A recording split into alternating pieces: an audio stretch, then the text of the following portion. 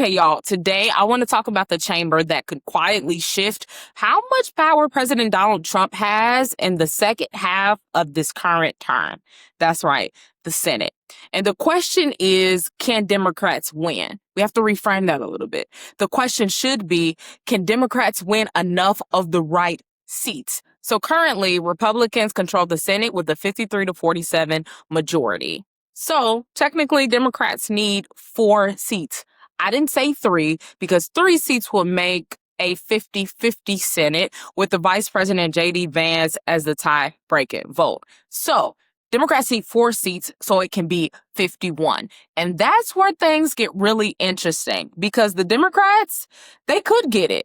They could have a pathway towards flipping the Senate, but it's a narrow path, y'all. Just as narrow as me probably getting back with any of my exes. And that's what I want to talk about today. Not my exes, the Democrats possibly winning. Hey, y'all, this is Ashley Please, the podcast where I break down politics the same way I do in the group chat. My name is Ashley Munson, and every week we'll unpack the headlines, make sense of the nonsense, and explain how government actually works. This is part civics class, part podcast, and fully unhinged. Let's get into it.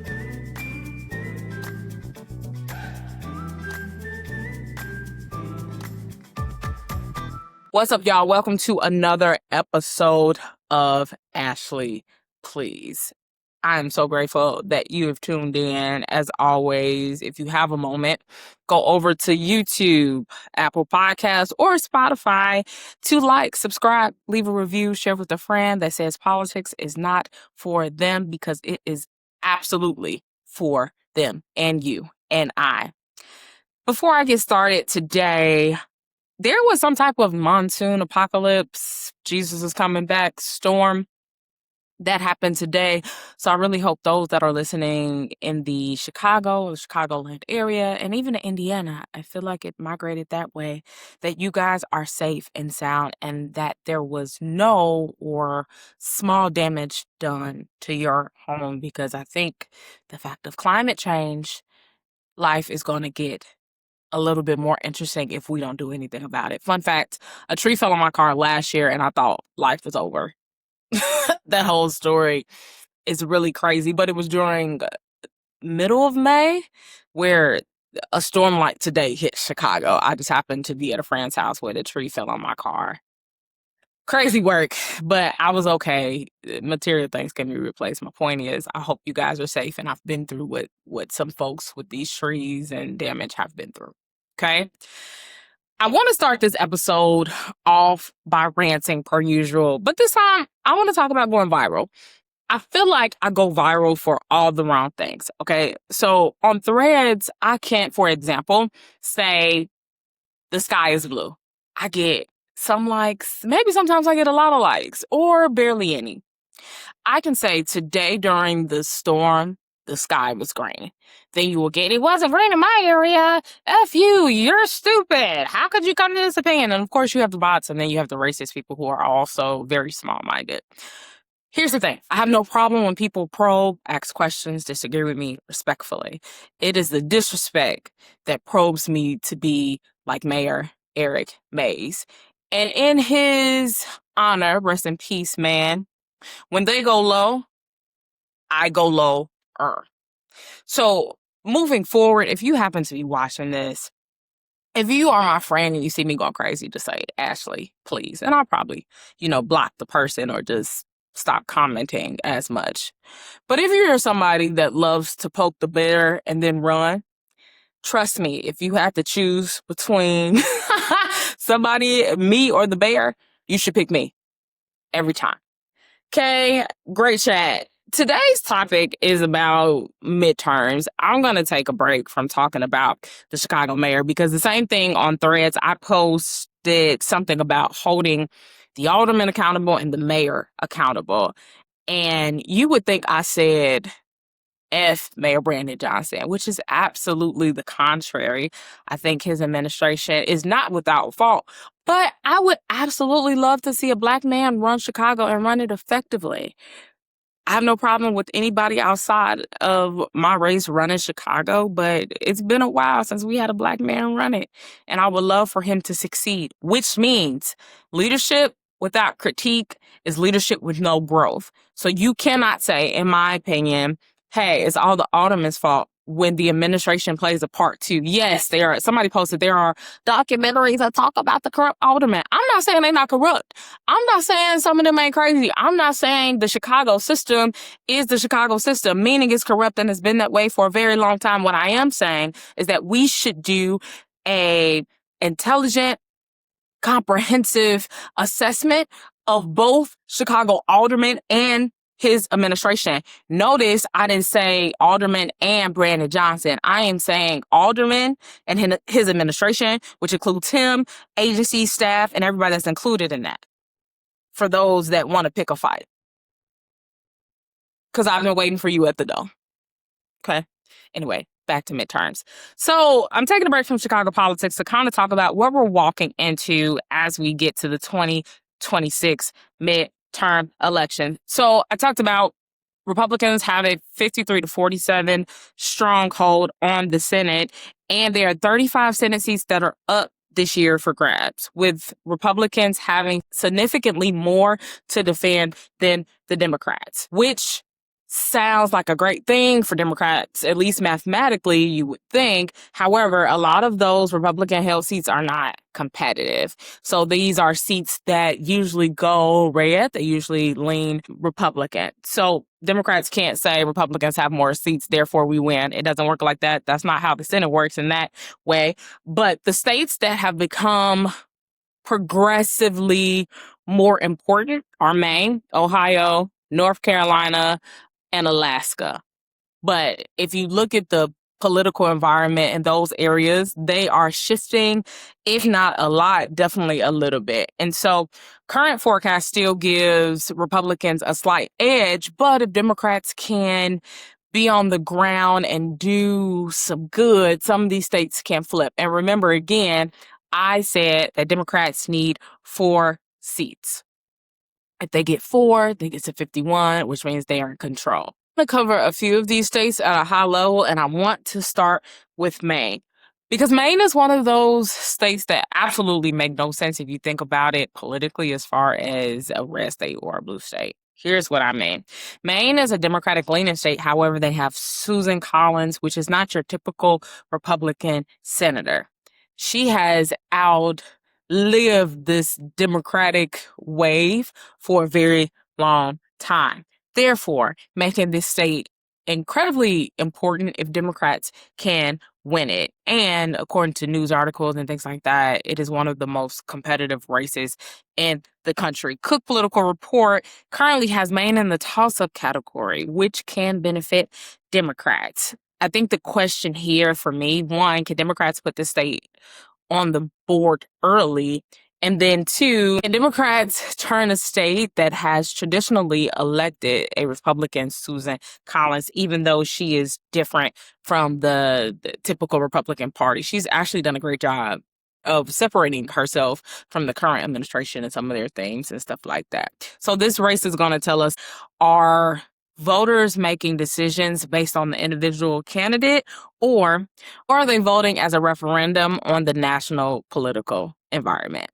That discussion matters a lot. How much money you got? A lot. Sorry. Okay, race number 2, North Carolina. I don't know why I got to say North Carolina like that, but I got to say North Carolina like that. This is where the Democratic path starts to get a little bit more complicated. Now, North Carolina is an open seat. What does an open seat means? That there is no incumbent seeking re-election. So open seats are different, right? There is no candidate with a statewide established brand. There's no built-in personal vote, and there's no incumbent advantage. Matter of fact, I think reports have North Carolina as one of Democrats' toughest and potential pickup states. That's because North Carolina is not like a California, right? California will probably be blue for the rest of my lifetime. This is an actual competitive race. So Democrats need to have a candidate that can win because Trump picked up the state in 2024. So it will be a good opportunity to see voters' frustration and how they decide to vote. Next state I want to talk about is Ohio. So this is where Democrat math gets really interesting because on the federal level, Ohio has progressively moved more right. If you look at state elections, more on a local or state level versus federal, it's been red. Republicans have a good statewide system there, but federally, this race is competitive. Representative John Houston is defending the seat. However, this is a major battleground state for Republicans and Democrats moving forward. So this is important because if Democrats are able to get Maine and then they're able to get, hypothetically, North Carolina, they'll need 2 more seats. And so that puts them in a good position for the rest of the time leading up to the final midterms. Next state I want to cover is Alaska because the Senate map hasn't stressed us out enough. Alaska is another Republican held seat opportunity, and that has essentially become a part of the Senate conversation. It's fascinating because it has become a part of the national political stereotypes. The state is deeply Republican at the federal level, but it has an independent streak, meaning there's an opportunity for the race to be a toss-up. Now, this means the candidate needs to be of quality. Local issues matter. The political personality can matter here too. Now, a Democrat winning Alaska would be huge. It would be huge. Not saying that it is all in the bad for Democrats, but if they're able to win this, this is a really big deal because Democrats need 4. Now, let's do some of the math that we just talked about. That's the chessboard, right? 4. If they get Maine, North Carolina, Ohio, and Alaska, then Democrats will be control of the Senate. But what's the problem here? Even though there is a probability that they could win the Senate, is that this is not an easy feat. I already mentioned that some of these states are Republican held, even if they have a bit of an independent streak or they have a candidate that's not of the traditional Republican system. This is not easy to do for Democrats. So they have to basically defend the seats that they are currently fighting for, and for the states they want to take over, they have to have a offensive strategy. I am not a sports analyst, but basically they are on the defensive and offensive when it comes to this midterm cycle. Then there's Michigan. There's a plot twist here in Michigan because Democrats aren't just trying to flip a Republican seat. One of the most important Democratic seats are in Michigan.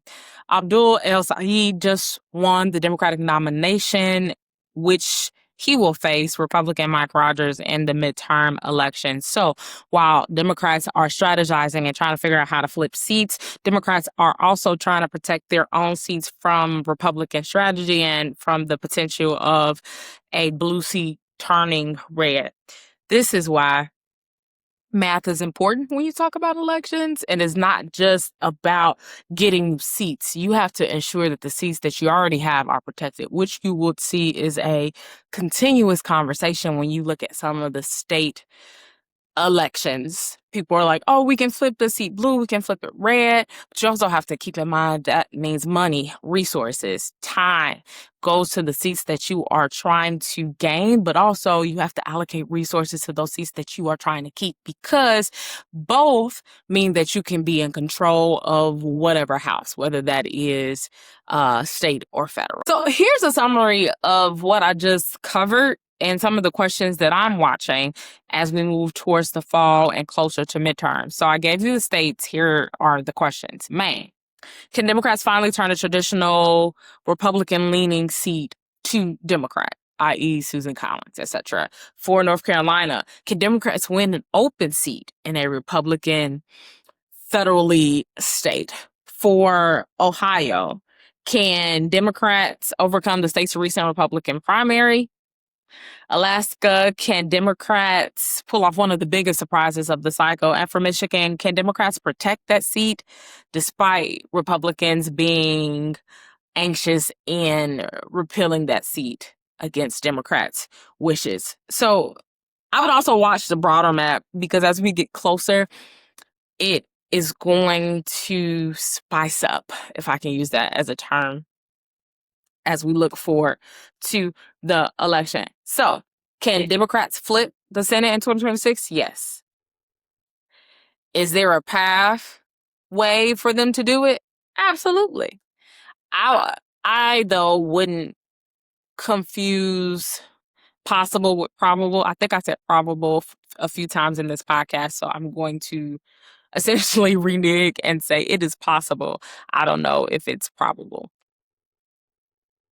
Okay. I would also keep my eyes on the broader map, right? There are some other states that are in play, but I think as of now, I covered some of the high level states and where I would be putting my money and focus on if I was a Democrat consultant, and I would do it in a creative way. And if y'all watching this to see, like, what is she about? What is she doing? Reach out to me. I got an LLC, Munson Consultant. Holla at your girl. This has been Ashley Please. But before I head out, I want to give an Ashley Please award to Danielle Carter Walters for mayor. I'm going to show you why. Take a look. I am the king of the world!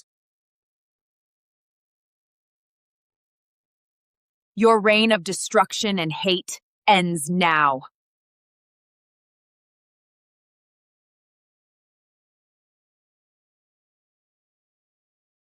My name is Justice Carter, and I am here to bring truth into the light. Mayor, you stand accused of betraying the people you swore to serve.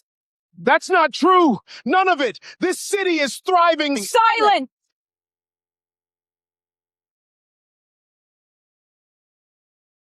It's true.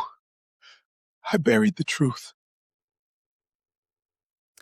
Now, I thought Thanos was bad. Let's take it a step further. There are some times I believe that I'm Batman. If I had the resources and a good back, I would absolutely be climbing walls and saving Chicago from villains. Never will I ever, though, create a campaign ad in a cartoon format. As a candidate for mayor of one of the biggest cities in the country. Are y'all okay? Somebody in my comments, I posted this on Facebook, somebody in my comments said, this is why you need PR. This is exactly why you need PR. And I think we shouldn't be using AI for stuff like this. Have I used AI? No, I have not used AI for anything of this magnitude. Have I used AI in careless ways? I think we are all guilty in some ways, even if it wasn't intentional. But the fact you're using this to appeal to who? My 5-year-old cousin? They can't vote. Disclaimer. We did pay attention to the Iran Lego series. That's fair. You showing up in the middle of whatever city AI depicted it to be with Mayor Brandon looking like he's turning into Venom really want us just to think before we do certain things. I'm not even going to give my thoughts on Chicago Red. I've given my thoughts, and as we get closer to the race and we lock in on who's going to be mayor, I will have more critique for everybody. But until then, this has been Ashley. Please do something with what you just learned.